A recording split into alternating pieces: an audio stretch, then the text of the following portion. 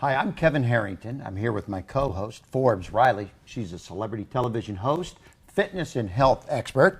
And you might recognize Kevin Harrington as one of the original sharks on Shark Tank, and I think one of the country's leading entrepreneurs. So I'm very excited about today's show because they were focused on women. Women? Well, there's never enough women speakers or leaders, and that always inspires me when somebody says, hey, you know what, I'm going to step up to the plate. Marilyn Suey is an unbelievable guest today. She is. She's a speaker, author, coach, mentor, also she has her MBA from Wharton. How unbelievable. But she's a wealth manager, too. So how about that? Do you know what? I'm loving your book. You gave it to me a while ago, and it's called 36 Quick Tips for Savvy Women. Again, I know you don't need this, but your beautiful wife and the women in your organization. Oh, yeah. It's talking about taking control of your work, your wealth, and your worth. Welcome to the show, my love. Thank you for having me. Good to it's be a here. pleasure Thanks, to be here with you. Thank Thank you you for taking time to spend with me. Okay. Now, you're on fire about what you do, aren't you? Yes, I am. Tell us yes, about I it. am.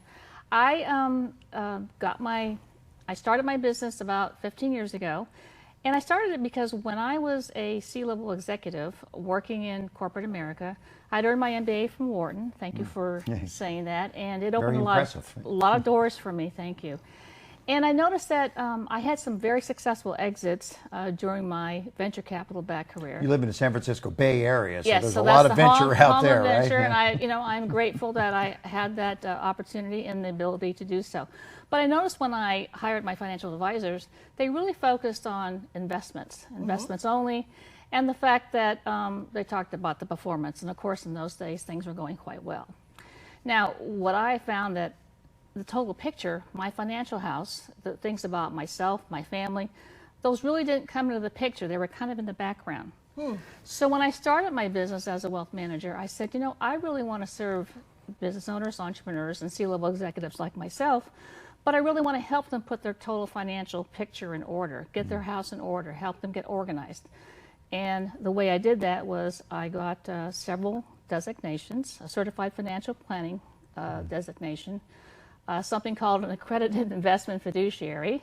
So that was important. And those two things together say that when I work with my clients, I put their interests first before mine. Right. So that's my fiduciary duty to anybody that I serve. That's important because so many times as I deal with people in the financial advice arena, they're selling me something or I'm having to, buy commission-oriented things. And, that's not all bad, but, sometimes there's a reason why it goes in that direction. Right. So we are careful when we work with our clients. We want to make sure that we take their entire, if you will, their entire background into effect. We do something called a free financial assessment, and with that, we go through their entire history as much as they want to share with us, and then we put together their prosperity blueprint. And from that blueprint, then we decide, here's some things that you might want to do, here's some things that you may want to consider, and then you can decide whether or not we're a great fit to work with. Well, I've heard you speak. And you speak to large corporations, you speak to small groups, and you get great results whenever you do both. But I heard you say a word in the financial planning world that I'd actually never heard of before, and that was you having a holistic approach. Yes. Now, when a doctor says that in the health industry, they mean they look at the whole picture. Holistic financial, I don't know what that means. So part of our fiduciary duty is to make sure that we look at your whole picture. So imagine you go to your cardiologist, and what does he or she do for you? They look at your entire health system, they look at your heart, they say, how is this working together? We do the same thing for your financial picture, your financial house. So if somebody's listening to this, when you say your entire financial house, I obviously could use a little help here as I'm listening to her going, what aspects of that do you focus on? We focus on, well, the big picture would be, what's your lifestyle? What's your lifestyle cost you to live? I call it designing your ideal lifestyle, starting today, tomorrow, and for life. So we look at what it costs you to live your lifestyle, where your income is generated from, very big picture on taxes. How much taxes are you paying, and do you like to pay taxes? Well, I like roads and government and police, so I'm going to say I'm paying my share. Okay, but I more than my share. Darn it. I probably do. So we are very careful about making sure that we look at your tax picture. We also take a look at for those who now that the exemption for estate planning is a little higher, but we still look and make sure that here are the ways that you can take care of the people and the causes that you care about deeply, because in fact, your wealth is really more than your money, right? It is your money, but it's about your family, it's about your community, and it's about those things that, you know, are in your heart. So I have to share something with you, because women notoriously, and not to put us down, but I've seen this, and I know you have, but in a marriage situation, aren't the ones to step up, maybe don't know what happens. And I personally, in my life, have experienced some tragedies where people weren't very conversational about what was where, who left what to whom. You have some powerful stories where if they had had your services, they would have been better off. Right. I have, let me start with the one story that was a success. Friends and clients who recently retired to Ohio, we had done a free financial assessment for them about 5 or 6 years ago. We put together the blueprint and we said, you know, there's a couple things you may want to tweak, you may want to consider. And I said, if you're thinking about retiring in the next, you know, 3 to 5 years, you may want to start really committing to putting more money away, because that will help you. And fortunately, in the last 5 or 6 years, certainly investments have done a little better. So this couple, unfortunately, they did all those things that we had talked about. Unfortunately, Ken died earlier this year, unexpectedly. However, because of the planning work that we had discussed and they had put in action, his wife, Mary, now is left with a house that's paid off. She, you know, sadly, of course, can, you know, live the lifestyle that she desires, and we're putting together now what I call in the post process, making sure that all her investments, all the things that she needs to take care of herself for the next 30 to 35 years. Because imagine if she hadn't. And that's the other side of the story. And that's where I want people listening to hear this. If you don't have your financial house in order, devastation can happen. Whether you get sick and don't realize it, or the market changes, or something happens, you could lose everything if you don't plan for it. Right. And I have another story for you where the planning probably wasn't as transparent as it needed to be. So Karen and Dan, they are not clients, but she's become a very good friend of mine. She and her husband lived in the outskirts of Pittsburgh. He was a high-level executive at a Fortune 500 company, doing quite well. And as she related to me, she thought that they had their financial house in order. However, in this case, her husband did make most of the decisions and took care of most of those things. So when unfortunately, he was diagnosed with early onset Parkinson's, and he did continue to work for a number of years. However, during the Great Recession, the company went through a layoff, and he was caught up in that layoff. Now, what Karen and Dan didn't probably totally understand was that they didn't control the asset protection area of their life, like the disability, like life insurance, and in this case, they didn't have any long-term care. And his condition did worsen, so he did move to assisted living. 2 or 3 years after his layoff. And what did it do to their financial situation? It basically brought them to their knees. They downsized their house. You know, they did everything they could to stave off using all their assets. And unfortunately, over the last 7 or 8 years, they did go through all their assets. Now, the good news was he did get his pension, and he was on Social Security disability, but that's not enough to really sustain the lifestyle that they had experienced. So your management of a system like that would be, he was in a corporate environment. When he exited, he should have maybe negotiated some better exit strategies, right? So you actually bring in, you're a wealth manager, but you bring in the right legal team. You've kind of got to have a dream team that you surround yourself with to help with wills and the legal aspects and contractual and all the different things that are necessary really to protect these clients in the future. Right. We have an advisory team of experts, both, as I said, in the CPA area, in the legal team, and also for our ultra-high net worth clients. We also want to make sure that their liability and casualty arenas are protected. You'll be surprised, in California, it's a pretty litigious state. So we make sure that we have at least a half a dozen advisors in those areas, plus in the mortgage and in the banking. I have a special banking as well. I have an important question, because on Shark Tank, people would come in, they believe they're going to be future wealth people, okay? So, you know, a wealth manager manages people that have wealth. Do you take someone on that is maybe going to have some wealth and kind of help them get that wealth possibly, or save more money, or advise them how to put their assets into the right places? Because usually it's a lot of money before we get to someone like you. Right. Right. So what I have done in my practice is I have a big heart, and I was an entrepreneur, and I am a business owner now. I love working with smart, intelligent entrepreneurs. And so we'll take a meeting with an entrepreneur, and we'll just see if it's a right fit.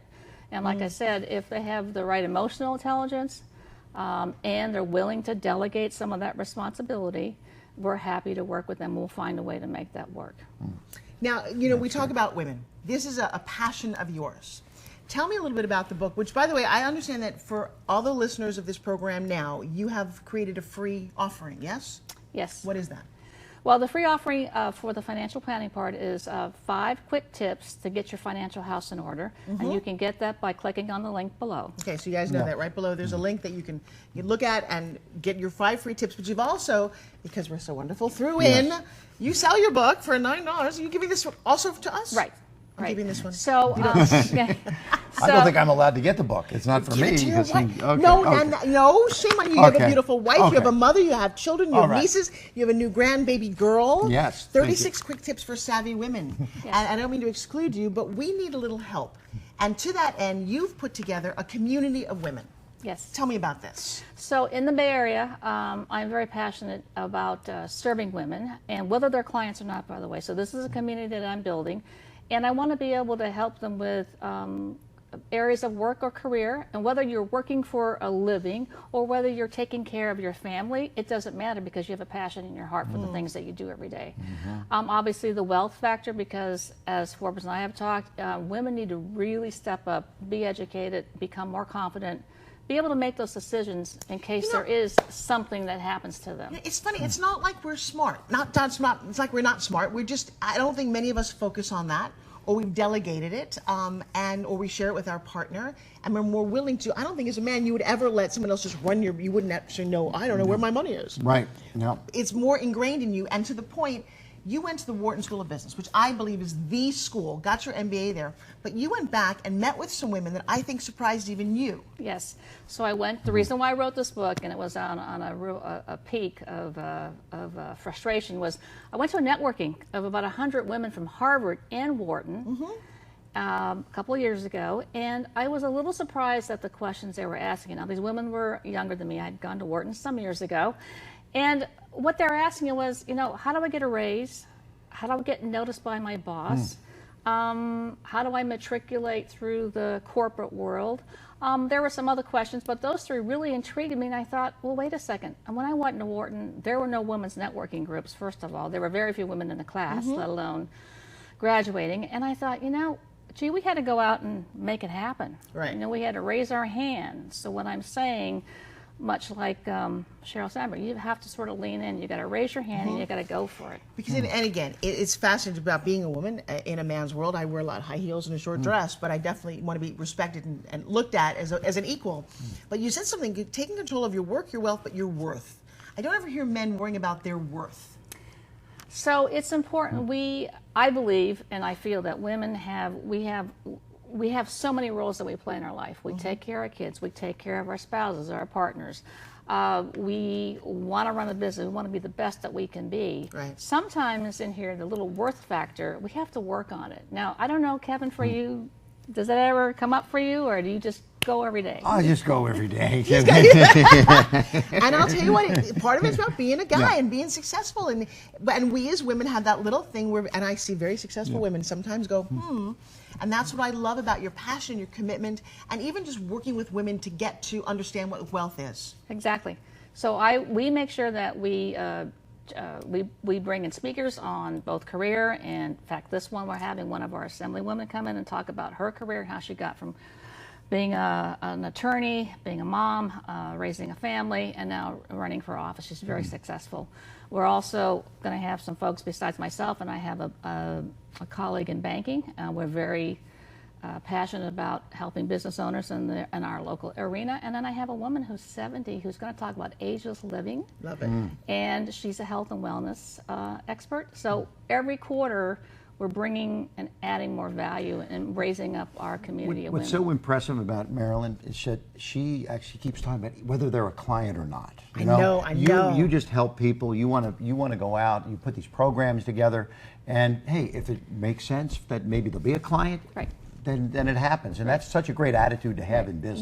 We live in the theory of abundance. Yeah. So we put it out there. Right. We do our very best. We be the best person that we can be, and I know it comes back, and it's come back a lot over the last couple of years. That's fantastic. I am a personal huge fan of yours. Thank you. And the work that you're doing. Is there one final thing you might say to somebody out there who's like, I don't know if I should get started? What would you say to that person? I would say take stock of your personal situation. Take a look around you. If you're running a business, if you want to be an entrepreneur, or if you are an entrepreneur and you're busy, you really have to take care of yourself first, because to be the best you've got to take care of you, and that's both health and wealth. So just to remind you one more time, the tip right below, you get 5 free tips. You're also going to get her 36 quick tips. I actually already have this book, so yeah, give that to your... I'll give this to my wife. There you go. Thank you. Great. And anyone else that you know, refer them, because we women, we need this, and we need you, Marilyn. I want to thank you very much. If we're in the San Francisco area... Thank you, Marilyn. please, Excellent, please. Thank you excellent. very much. Thank you great for to having meet me. you. All right, and for Kevin and myself, we'll see you guys again next time.